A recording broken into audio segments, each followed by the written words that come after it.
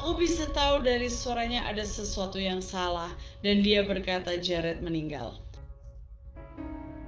Dan aku bilang, maaf apa? Kim Jensen, sahabat Shanna Gardner, menjawab pertanyaan usai pembunuhan mantan suami Shanna, eksekutif Microsoft Jared Bridegan.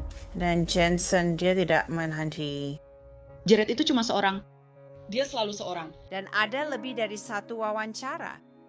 Maksudku media sosial benar-benar viral soal ini. Saya membahas wawancara Kim Jensen dan pentingnya dalam kasus pembunuhan ini. Saya Angelette Levy, ini Crime Fix.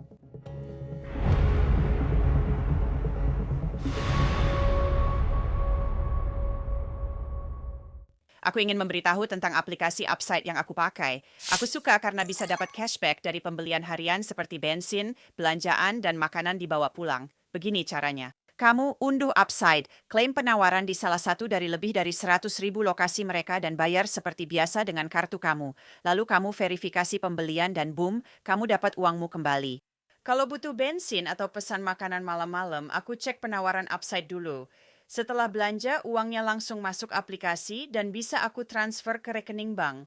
Pengguna setia Upside rata-rata mendapat kembali $254 per tahun. Itu jumlah uang yang besar. Untuk mulai dapat cashback, klik tautan di deskripsi atau scan kode QR di layar, lalu pakai kode promo Crime Fix untuk bonus 25 sen per galon diisi bensin pertamamu. Kita pertama kali mendengar dari sahabat dekat Shanna Gardner beberapa bulan setelah mantan suaminya Jared Bridegan ditembak mati.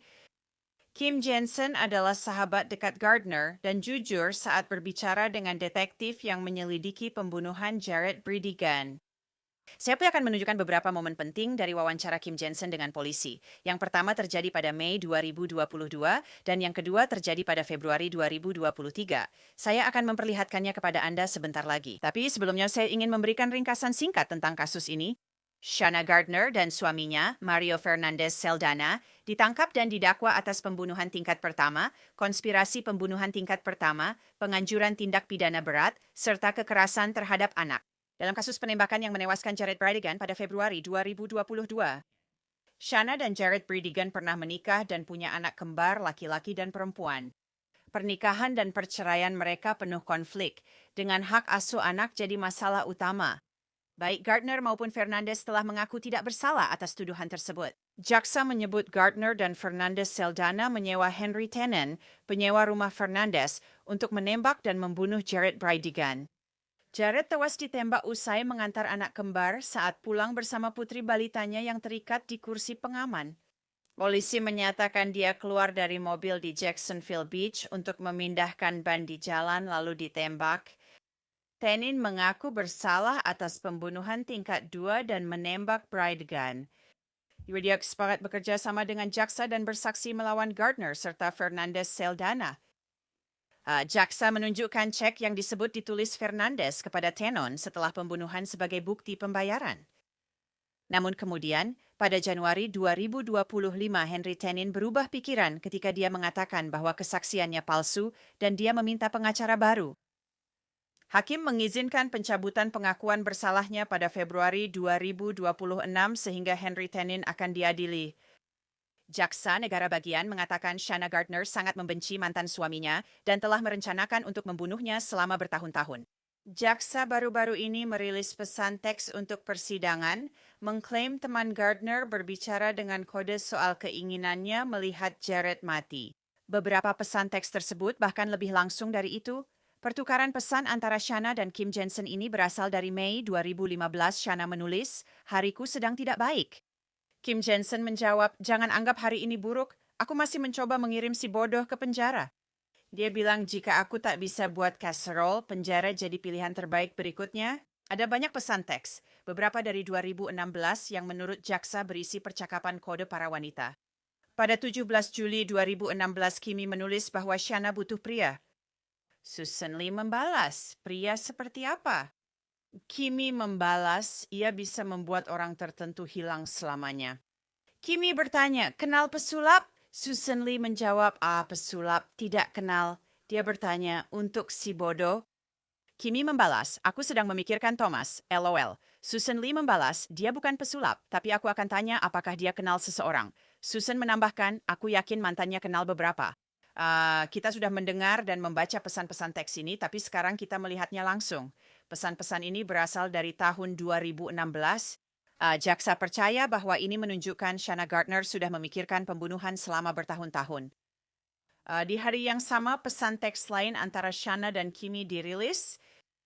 Shanna menulis, aku di gereja, tempat favoritku di dunia. Aku luar biasa dengan emoji wajah datar. Kimi membalas, tarik napas dalam-dalam, semuanya akan baik-baik saja. Aku akan bicara denganmu begitu kamu keluar. Tenang saja, tarik napas. Ya, kamu akan melampiaskan semua rasa frustrasi itu di gym nanti. Dan kemudian sebagian dari teksnya disensor sebagai penghapusan dengan alasan penyelidikan kriminal yang sedang berlangsung. Kimi mengetik bahwa dia membencinya dan menambahkan, jika tidak aku tahu suami Su punya koneksi, LOL. Shanna menjawab, saat aku merasa sistem 1 minggu bergantian itu ide bagus. Membayangkan menggorok lehernya terasa memuaskan. Jaksa akan menunjukkan pesan ini ke juri untuk membuktikan Shanna sudah lama ingin Jared disingkirkan. Kurang dari 3 bulan setelah Jared Bridigan tewas ditembak, detektif memanggil Kim Jensen untuk berbicara. Halo Kimberly. Selamat pagi. John pasti partner saya, silakan duduk di situ. Saya kasih kamu sofa yang nyaman. Terima kasih. Bagaimana harimu? Aku yakin kau tahu ini tentang Jared dan apa yang terjadi padanya. Seseorang bilang kalau kamu sudah kenal Jared bahkan sebelum Shanna. Apa itu benar atau tidak? Aku sudah kenal Jared dan keluarganya sejak ia berumur 12 atau 13 tahun. Kami tidak pernah dekat sejak mereka pindah ke Jacksonville, tapi aku sudah kenal dia sejak kecil. Aku kenal dengan gadis-gadis yang dia pacari saat dia remaja. Aku tahu kamu tahu maksudku. Aku sudah kenal keluarga itu mungkin selama 20 tahun. Oke, kalian ke gereja yang sama atau beda? Kalian ada di dunia yang sama, oke? Ceritakan sedikit tentang Jared dan keluarganya yang kamu ingat. Ada sesuatu yang menonjol? Kami bukan teman. Aku kenal ibunya dan bersikap ramah. Aku memang salah satu orang. Apa yang kamu lihat itulah aku. Aku orangnya apa adanya. Kalau aku tidak suka padamu, aku tidak akan berteman denganmu, tapi aku akan tetap bersikap baik. Kamu mengerti maksudku? Seperti, aku akan bilang selamat pagi lalu, terus berjalan di lorong gereja, atau apalah, tentu saja. Aku mengenal keluarganya dari jauh, dan pernah hadir di 1 atau 2 baby shower yang mungkin diadakan ibunya di rumah mereka. Kim Jensen yang dipanggil Kimi oleh Shanna Gardner tidak terlalu kenal Jared katanya, tapi sangat akrab dengan Shanna. Jared itu dia agak pendiam waktu kecil. Dia tidak pernah punya banyak teman. Gadis-gadis yang dia kencani di gereja. 2 hal yang selalu kuingat. Selalu berkencan dengan gadis kaya. Dan hubungannya selalu berakhir dengan semua orang bilang dia brengsek. Dia pria yang sering mematahkan hati gadis dan suka berpura-pura. Kamu tahu maksudku? Awalnya dia baik, lalu sifat Jared yang asli muncul.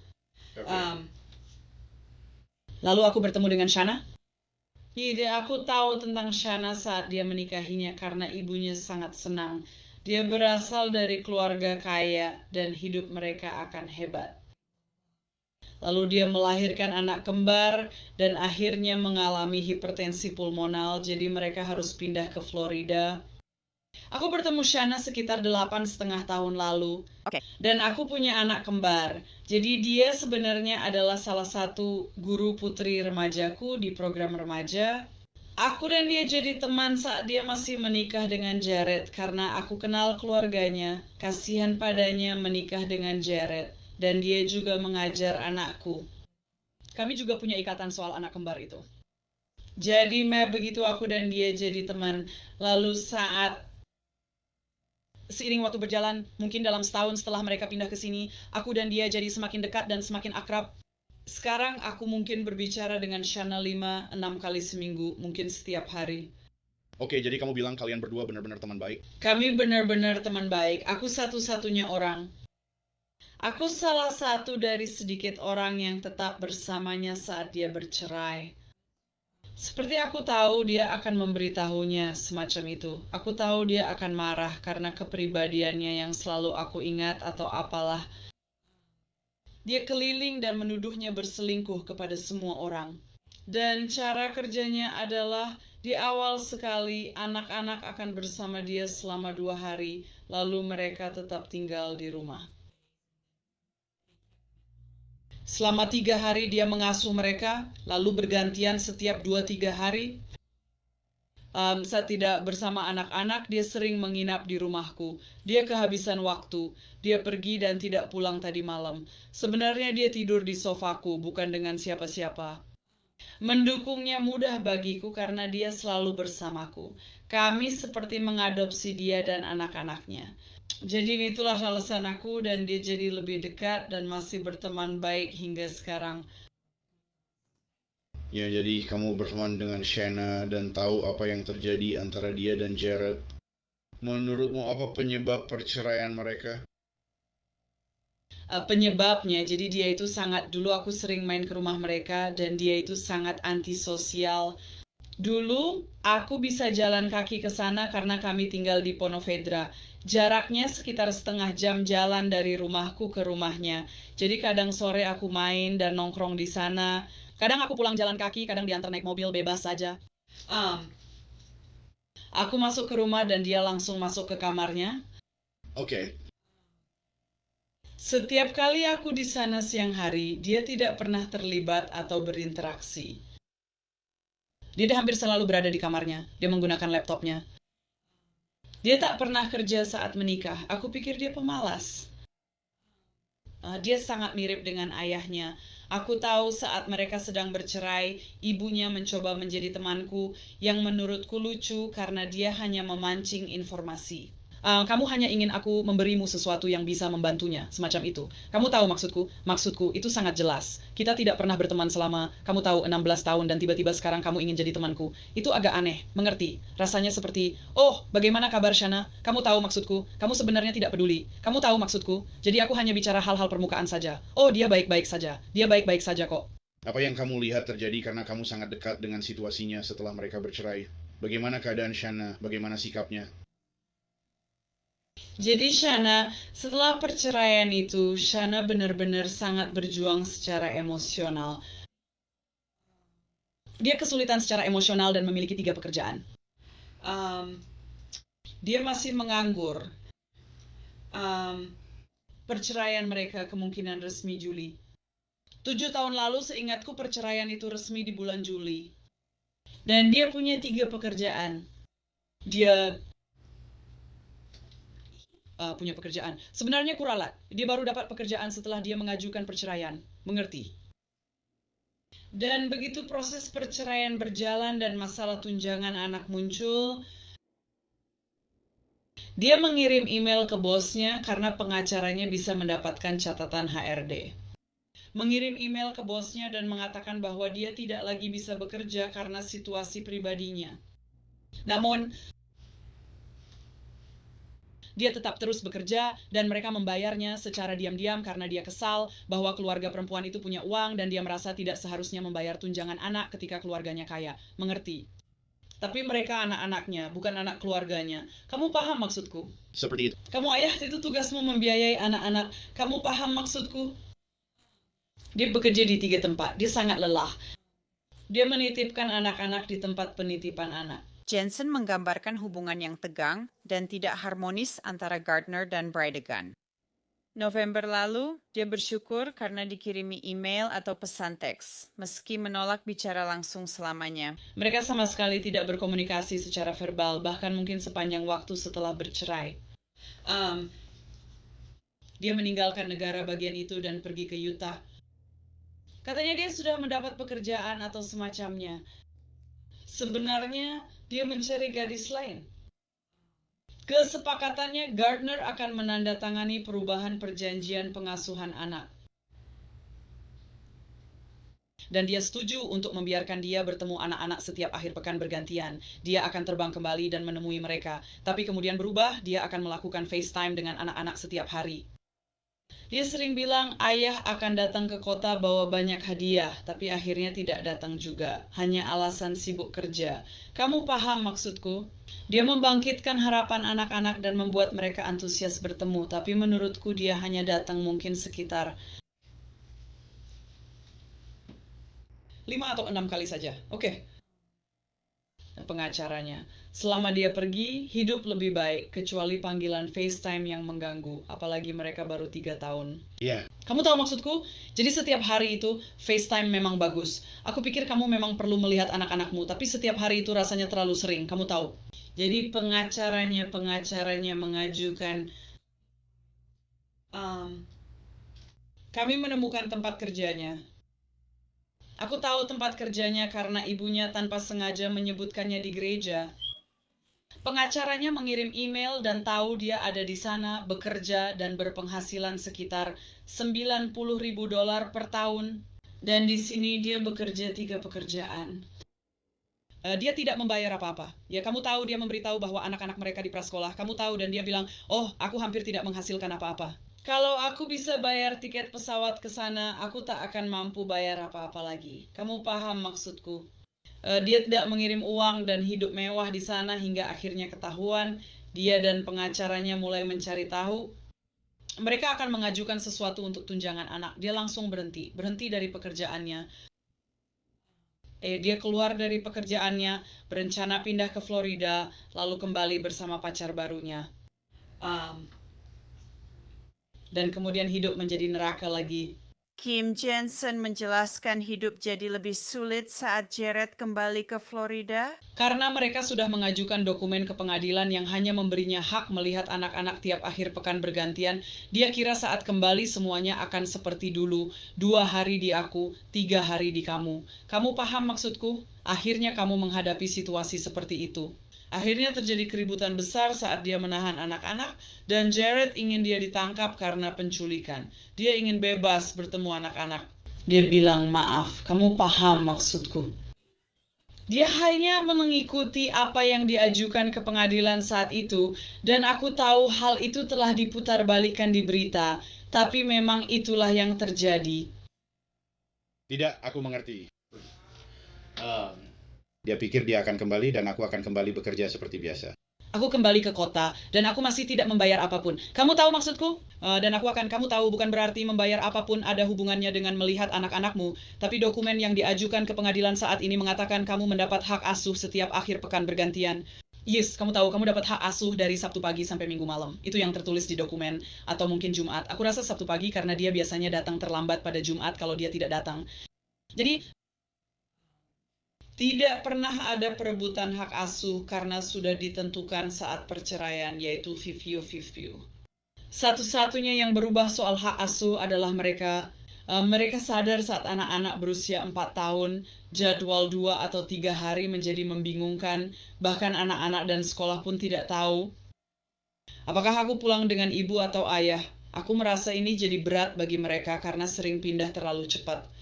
Jadi pada akhirnya mereka sendiri yang memutuskan untuk mencoba sistem seminggu di sini, seminggu di sana. Benar. Dengan kunjungan Rabu malam di tengahnya. Mereka mempraktikannya selama beberapa bulan untuk mencoba. Anak-anak jadi lebih bahagia. Pemisahan di tengah minggu memberi kesempatan orang tua lain bertemu mereka. Kamu tahu maksudku? Tapi begini, itu hanya antara mereka berdua. Jadi dia mencoba memanfaatkannya untuk menahan dia. Jadi seperti, oke, aku ada acara minggu ini. Dan kalau kamu tidak setuju untuk menukar jadwal pengasuhan minggu ini, anak-anak tidak akan bisa diajak keluar di malam kencan. Jadi dia selalu mencoba menggunakan anak-anak untuk mendapatkan apa yang dia inginkan darinya. Itu seperti alat untuk menekan, semacam begitu. Dia memperlakukan mereka seperti bidak catur. Ya, Aku bilang, bawa dia ke pengadilan lagi dan permanenkan. Ini berhasil, kita harus berusaha. Jika hakim menandatangani, dia tak bisa lagi menahan malam kencan. Sepanjang wawancara, Kim Jensen sangat terbuka. Ia jujur tentang perasaannya pada Jared dan Shanna, serta bicara apa adanya. menurutmu kenapa begitu? Kenapa menurutmu dia berusaha mengontrolnya dan punya banyak aturan soal FaceTime dan sebagainya? Karena dia seorang narsisis. Ibunya, dia akan memberitahumu. Dia sama seperti ayahnya. Dia sangat suka mengontrol. Dia seorang narsisis. Mereka pergi ke terapis gereja yang lucu karena jawabannya seperti sekolah minggu, misal periksa hewan peliharaanmu. Maksudku, lebih baik ke terapis sungguhan, itu benar-benar membantu. Kamu paham kan? Aku memang tidak pernah suka terapis gereja, apapun maksudnya. Mereka tetap pergi ke sana dan dia langsung melihatnya. Dia memang narsisis, selalu ingin mengendalikan segalanya, termasuk ceritanya. Aku korban, dia selingkuh dariku. Ini tidak ada orang lain yang akan meninggalkanku karena alasan lain karena aku begitu. Kamu tahu maksudku. Seperti itu, kamu tahu. Dan maksudku, aku mengerti posisi keluarganya. Mereka percaya saja dengan itu. Lebih mudah untuk bilang, oh kamu tahu istri anakku selingkuh darinya. Kamu tahu maksudku? Tentu saja. Kamu tahu istri anakku meninggalkannya. Kamu tahu maksudku? Seperti itu terdengar lebih baik. Kamu tahu maksudku? Aku mengerti. Tentu saja. Aku mengerti. Lalu para detektif ingin tahu pendapat Kim Jensen tentang suami Shanna yang kini berpisah, Mario Fernandez Saldana. Aku kira dia ketemu dia di gym. Sepertinya di CrossFit mereka bertemu di sana. Dan menurutku kamu tidak perlu bersama siapapun. Kamu harus membenahi apa yang dia rusak. Ya, kamu tidak perlu berkencan dengan siapapun. Mari kita fokus pada dirimu. Mari belajar bagaimana caranya bahagia dengan dirimu sendiri dan tidak bergantung pada orang lain. Maksudku, kamu mengerti kan? Itu selalu menjadi nasihatku. Aku tidak ingin dia berkencan dengan siapapun. Aku jelas tidak ingin dia menikah dengan siapapun. Aku bilang, aku sebenarnya tidak terlalu mengenalnya. Maksudku, Aku pernah bertemu dengannya. iya, Kamu tahu maksudku, dia memang begitu, dia tidak. Jared memang menyebalkan, tapi dari luar dia terlihat baik. mengerti. Kamu melihat Mario dan dia tidak begitu, itu tidak sama. Kamu tahu maksudku? Tapi kemudian, kamu tahu jangan menilai buku dari sampulnya. Kamu tahu maksudku? Seperti, aku sudah melihat betapa Mario seperti dia sangat menyayangi anak-anak itu. Dia mengisi kekosongan yang diciptakan Jared. Kamu tahu maksudku? Seperti anak-anak itu ingin kamu duduk di lantai dan bermain Lego. Dan kamu tahu maksudku? Mereka menginginkan ayah seperti itu. Dan Jared bukanlah orang seperti itu. Mereka ingin dipeluk. Jared selalu bilang, aku kepanasan. Dia memang selalu merasa panas. Dia selalu harus tidur dengan kipas angin kotak. Itu hal yang paling aneh. Kamu tahu maksudku? Dan Mario itu kecil. Bagiku Shanna itu sangat penting. Aku selalu bilang, jangan menikah dengan pria yang lebih pendek darimu. Kakakku juga bilang begitu. Pikirku, kamu tahu maksudku. Jadi maksudku, pertimbanganku, kamu tahu sebaiknya kamu lakukan atau tidak. Itu bukan karena aku pikir dia orang yang buruk. Dia melanggar semua aturanku, tapi aku tetap menikahinya. Jadi pendapatku tidak penting. Kamu paham maksudku. Benar. Kamu heran mereka menikah cepat? Ya, aku merasa begitu. Tapi aku mengerti kenapa mereka menikah begitu cepat. Karena meskipun aku sudah berusaha keras untuk bicara dengannya dan memberinya kekuatan, dia tak bisa mengendalikanmu kecuali kamu mengizinkannya. Dia selalu merasa takut bahwa kamu tahu, kalau aku tinggal bersamanya, maka kamu tahu, dia akan mencoba membawaku ke pengadilan. Dan kamu tahu maksudku, dan bilang, kamu tahu, dia memberi contoh buruk untuk anak-anak. Dan kamu tahu maksudku, seperti dia tidak pernah ingin menyerahkan hak asuh lebih banyak daripada yang dia miliki dan yang memang menjadi haknya. Mengerti. Ketakutan itu selalu ada. Jensen bilang si kembar suka Mario, jadi Shanna ikut suka padanya. Jensen mengatakan pada detektif bahwa Jared Brightgun mencoba membuat si kembar melawan Shanna. Sebagian karena Jared ingin mereka membenci Shanna sama seperti dia membencinya. Menurutku, aku tidak peduli siapa kamu, aku juga punya saudara bercerai dan punya anak. Aturan utamaku, aku akan mencintaimu sebaik mungkin di rumahku, dan ayah juga dengan caranya di rumahnya. Perasaanku pada ayahmu seharusnya tak perlu dikaitkan denganmu sebagai anaknya. 100% setuju. Tugasku melindungimu dan mencintaimu. Shanna selalu melakukannya. Ya, hari itu bisa jadi sangat buruk dengan banyak email bolak-balik. Mereka juga akan membicarakan dia, tapi tanggapannya selalu sederhana. Selalu aja, maaf kamu merasa begitu, atau maaf ayah membuatmu sedih. Tapi dia tak pernah bilang, aku mengerti, kamu paham maksudku. Dia sama sekali tak pernah terlibat dalam hal itu. Ya, sedangkan anak-anak sendiri, karena aku menghabiskan banyak waktu bersama anak-anak. Aku sayang sama anak-anak. Dan mereka akan, kamu tahu, bilang, aku bisa kena masalah kalau aku ngomong apa-apa tentang ibuku di rumah ayahku.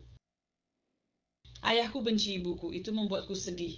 Diskusi lalu membahas hubungan Mario Fernandez dengan wanita lain selain Shanna saat masih menikah. Sedang mencoba memikirkan bagaimana cara mengatakannya.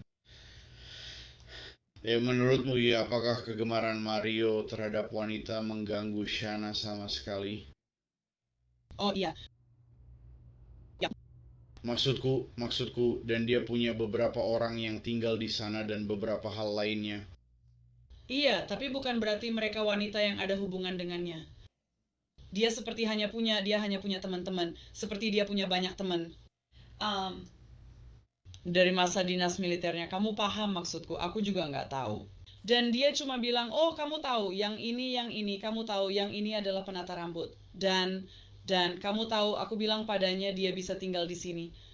Dan Shana bilang, oke, lalu ya, kamu tahu dia akan membayar sebagian dari sewa atau sebagian dari cicilan rumah atau apalah. Kamu tahu maksudku. Lalu kamu tahu, 2 minggu kemudian pacarnya juga tinggal di sana. Dan kemudian aku bilang ke Shana, aku bilang, ini rumahmu. Kamu tahu maksudku. Aku bilang, kamu tahu, jadi itu memang tidak bertahan lama sama sekali. Itu justru makin menyebalkan. Dia sudah menikah, tapi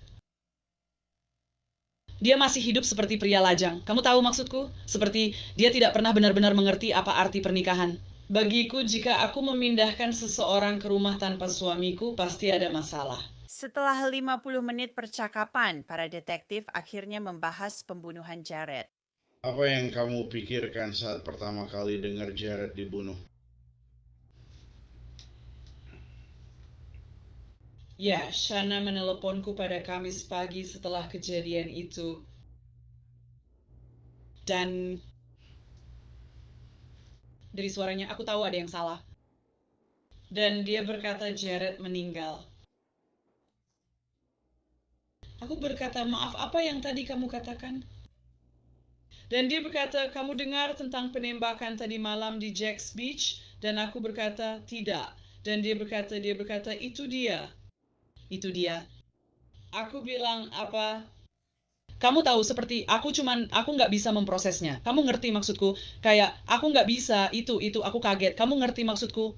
Kayak, dan lalu dia memberitahuku apa yang terjadi dan bahwa Kirsten akan datang ke sini. Mereka akan memberitahu anak-anak bersama. Dan, kini ku tidak punya waktu untuk benar-benar terlibat dalam percakapan itu karena saat itu sekitar jam 7 pagi dan saya sedang bersiap-siap ke bandara untuk pergi menguburkan ibu mertua saya. Jadi kamu tahu maksudku? Iya. Dia, kamu tahu, jadi aku merasa bingung antara, kamu tahu maksudku, aku harus pergi melakukan itu, tapi aku tahu dia mungkin butuh kamu mengerti maksudku. Jadi saat orang-orang mulai tahu, mereka mengirim pesan ke aku, kebetulan aku punya wifi di pesawat entah di penerbangan apa. Aku nggak ingat itu American atau Delta salah satunya.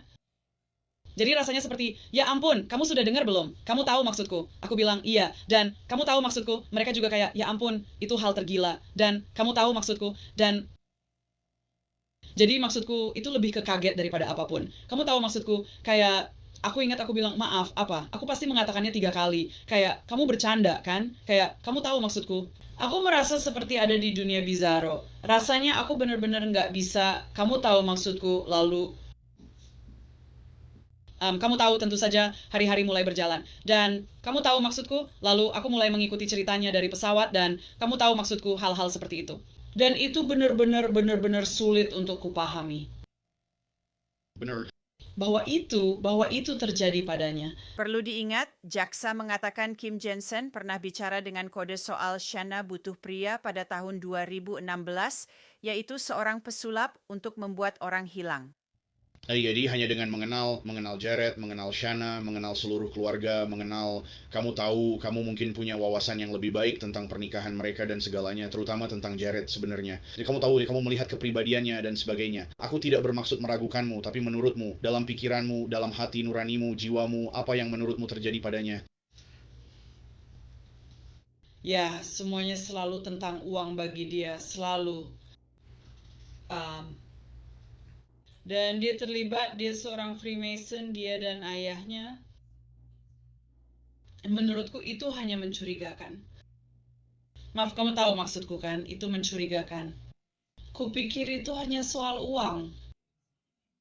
Kamu tahu maksudku? Instingku langsung bertanya, siapa yang kamu buat marah dan siapa yang urus uangmu? Aku langsung pikir ada kesepakatan gagal, itu pikiran pertamaku. Entah itu ada hubungannya dengan Freemason atau tidak, aku tidak tahu. Kamu tahu maksudku, tapi aku tahu dia memang terlibat dengan itu. Dan maksudku terlibat dengan itu karena aku kenal banyak orang yang jadi anggota di situ. Aku juga sudah banyak riset soal itu.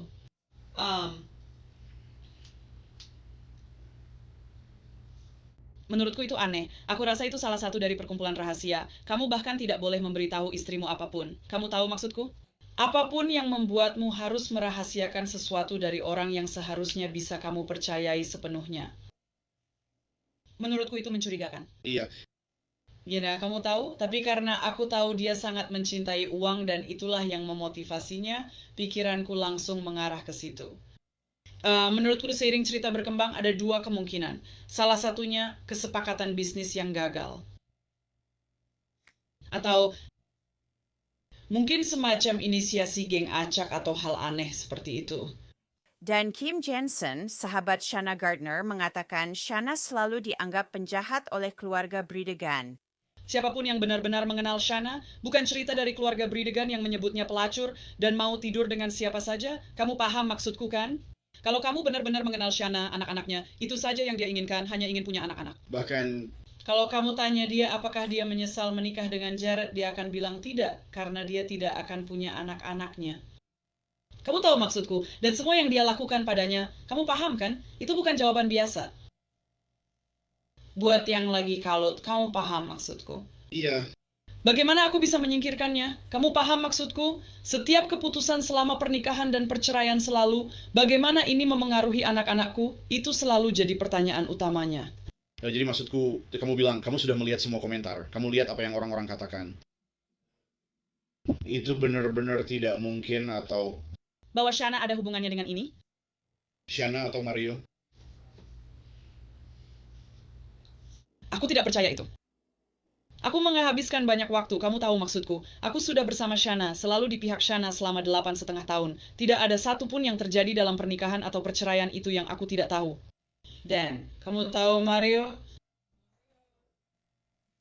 Karena Mario dan Jared memang tidak saling suka. Dia duduk di sofa dan berkata, Oh tidak, dia memang benci. Dia membencinya. dia membencinya. Dia membenci apa yang dia lakukan padanya, baik itu pada laki-laki atau perempuan. Dia membenci bagaimana dia memperlakukan anak-anak. Kamu tahu maksudku, karena cerita yang kamu lihat di berita itu tidak sama dengan cerita yang dilaporkan oleh anak-anak. Tentu saja. Namun, aku juga, dan aku selalu bilang ini ke Shanna, ketika kamu mencatat dari anak-anak kecil yang berusaha menyenangkanmu di rumahmu dan dia di rumahnya, kamu tahu, tidak ada yang tahu apa yang mereka katakan di sana juga. Tentu saja. Kamu paham maksudku? Selalu soal keterampilan bertahan hidup. Kamu punya seperangkat keterampilan bertahan hidup di setiap rumah, tergantung di mana kamu berada, yaitu apa yang kamu katakan dan apa yang tidak kamu katakan. Dan kamu tahu, kamu belajar itu sejak usia sangat muda. Kamu belajar itu. Mario suka dengan hidupnya maksudku. Pada dasarnya maksudku, dia punya kehidupan yang nyaman. Dan kamu tahu maksudku, Mario itu egois. Menurutku dia akan mengorbankan itu untuk sesuatu seperti ini. Apakah menurutku dia menangis saat mengetahui hal itu? Tidak. Aku tidak bertanya. Tapi aku sudah tanya dan dia bilang tidak. Para detektif mencurigai bahwa Shanna dan Kim Jensen, mereka bisa saja menyamakan cerita mereka. Jadi dia sudah memberitahumu sebelum datang dan bicara dengan kami? Apakah dia meneleponmu? Jadi dia tidak meneleponmu dan berbicara denganmu sebelum dia datang dan berbicara dengan kami? Sepertinya tidak. Tapi aku tidak ingat. Ya, Aku mengerti, aku tidak ingat. Dengar yang aku bilang padamu, aku ini gudang ingatan dan aku tidak ingat. Tapi sungguh maksudku, kau tahu kan, aku bahkan tidak ingat hari apa waktu itu atau apapun.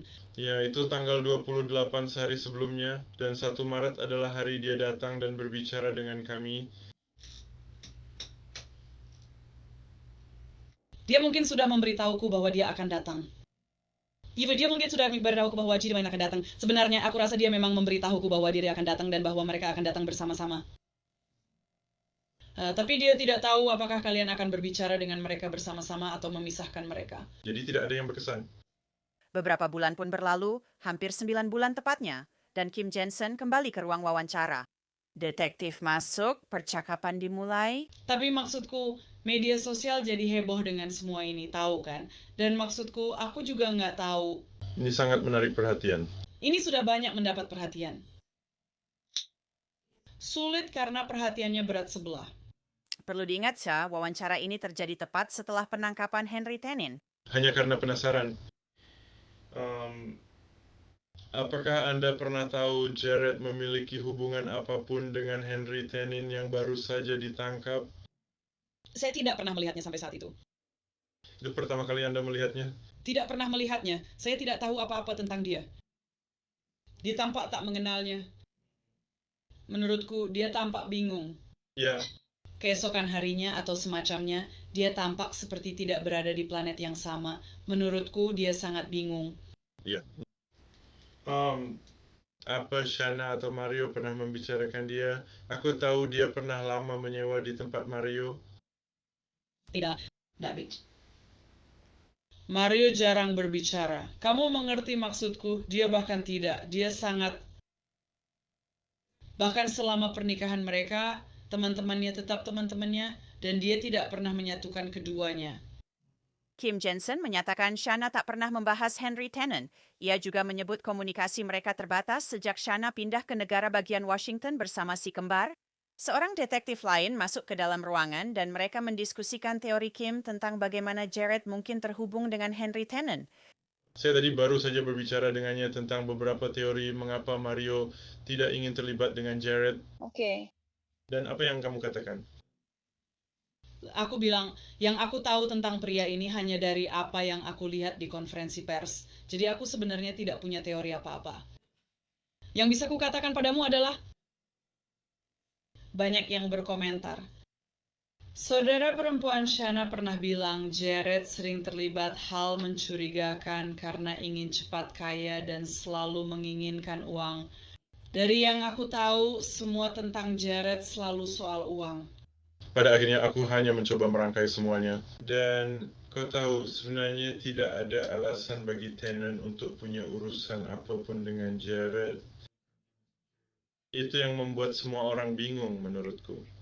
Ya, asumsiku adalah kalian mungkin punya daftar semua orang yang pernah memiliki truk itu, yang mungkin terlibat atau tidak. Aku sama sekali belum pernah dengar apakah itu sudah dikonfirmasi atau belum. Yang kulihat hanya dari Kirsten saja. Temukan truknya, temukan truknya, temukan truknya. Aku kira waktu dia ditangkap entah karena ngebut ganja atau apa pada bulan Agustus atau kapanpun itu, bahwa dia ada di daftar itu, lalu kamu tahu dia ternyata penyewa rumah Mario. Kupikir itulah cara semuanya terhubung. Aku benar-benar tak punya teori soal Jared dan pria kulit hitam ini. Aku juga tak tahu apa-apa. Percakapan berikutnya ini bisa dianggap cukup menarik jika kamu melihat kembali pesan-pesan itu dan percaya bahwa maksudnya seperti yang diklaim jaksa. Apakah ada yang membicarakannya atau semacamnya? Apakah ada gosip atau hal seperti itu? Ya, Iya, gosip yang aku dengar adalah orang ini bahkan terlihat seperti tidak tahu apa yang sedang terjadi. siapa lagi yang bilang? Aku cuma penasaran. Menurutku itu tidak terlalu penting. Oh, cuma cewek-cewek di gereja aja yang kayak, kamu tahu. Cuma Jadi mereka ragu dan nggak percaya dia terlibat? mereka meragukan keterlibatannya. Ya, Maksudku, mungkin dia terlibat, aku tidak tahu. Kamu pasti lebih tahu. Tapi dari sudut pandang orang luar, dia tampak sangat bingung. Ya, kurasa kalau mereka skeptis, kenapa? Dan teori alternatif apa yang mereka miliki. Kalau kita mau bahas hal rumit, kamu tahu maksudku. Maksudku, pria itu belum pernah melakukan kekerasan sejauh yang kita tahu. Catatan kriminalnya juga, setidaknya yang dipublikasikan. Maksudku, sepertinya dia memang tidak pernah melakukan tindakan kekerasan apapun. Secara logisnya, jika aku harus memilih seseorang untuk membantu, dia bukan pilihanku. Aku hanya bilang, kamu mengerti maksudku? Kamu tahu, dia tidak punya aura percaya diri seperti, oh, aku akan jadi partnermu dalam kejahatan, siapapun yang jadi rekan kejahatannya. pilihan katamu menarik. Kalau kamu mau memilih seseorang, menurutmu orang memilih seseorang atau, oh, Enggak, kamu tahu, cuman kalau aku menganalisis ini, kamu ngerti maksudku. Seperti, kalau ini memang benar-benar kamu tahu pembunuhan bayaran terhadapnya, aku nggak tahu, aku cuma berpikir begitu. dia pasti akan memilih seseorang yang lebih baik daripada itu. Akan ada saja. Pasti akan ada sedikit lebih banyak pertimbangan. Bukan berarti aku berpikir seperti itu, karena aku belum pernah menyewa orang untuk membunuh siapapun. Aku yakin, aku adalah gadis yang selalu pulang sebelum jam malam. setiap saat. Apakah Shana pernah menyebut Henry dalam hal ini? Tidak. Tidak. Apakah dia juga sama bingungnya tentang semuanya?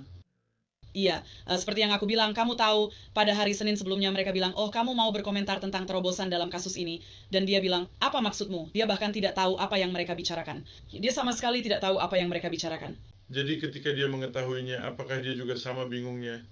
Iya, dia benar-benar tidak tahu apa yang terjadi.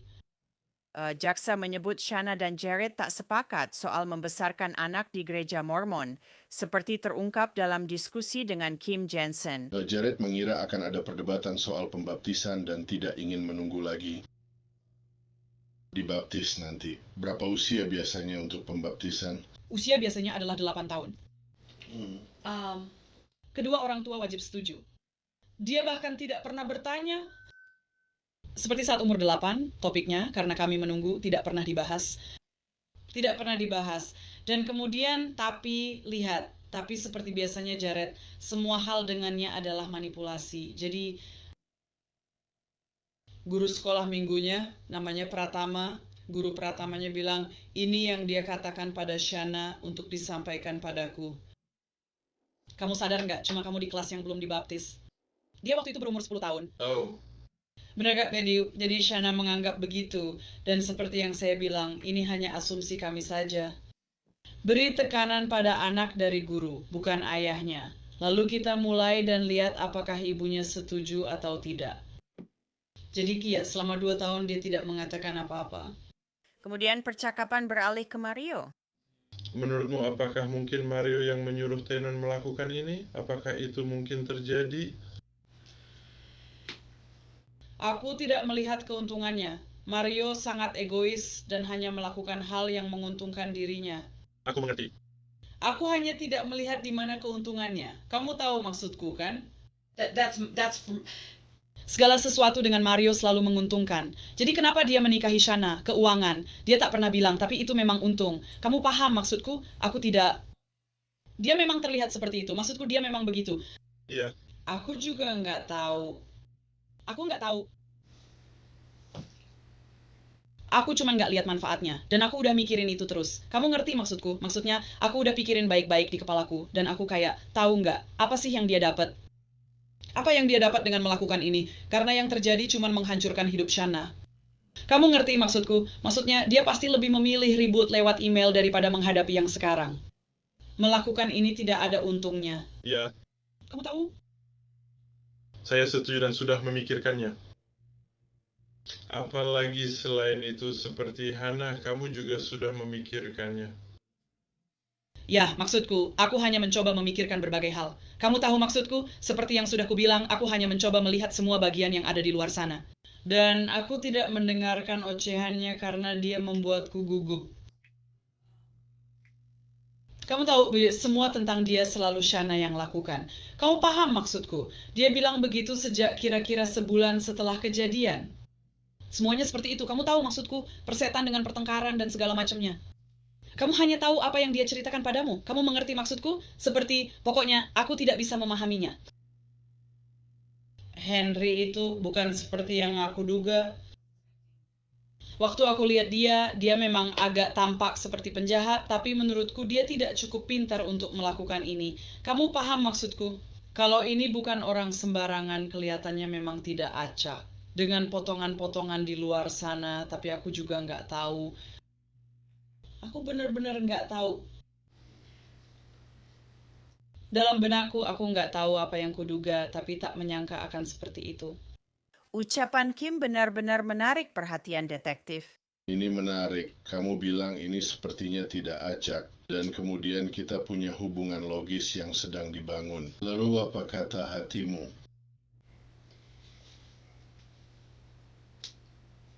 Aku tidak tahu.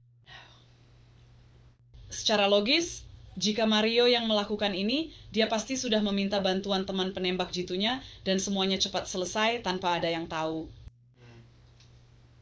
Dia berpikir secara militeristik. Maksudku, kamu tahu kan? Jadi pria yang aku lihat itu, maksudku itu hanya, kamu tahu maksudku.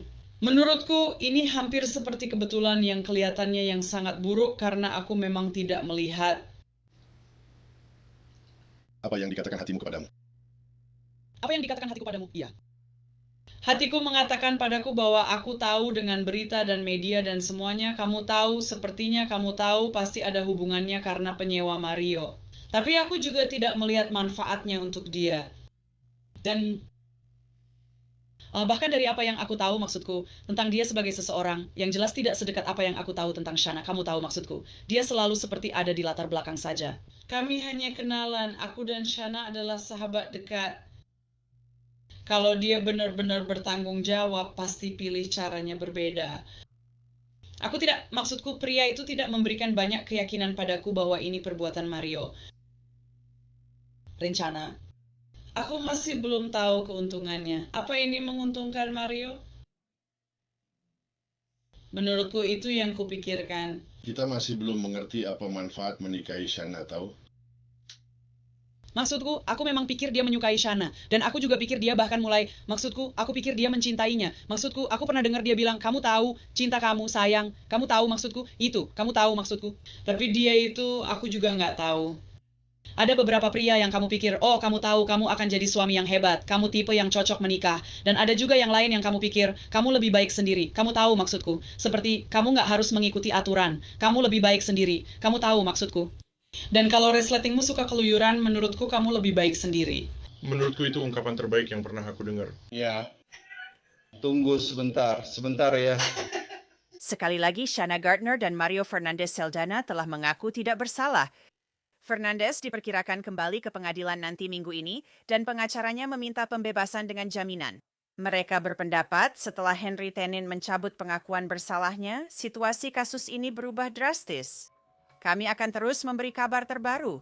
Itu akhir episode Crime Fix kali ini. Saya Angelette Levy, terima kasih sudah bersama. Sampai jumpa lagi.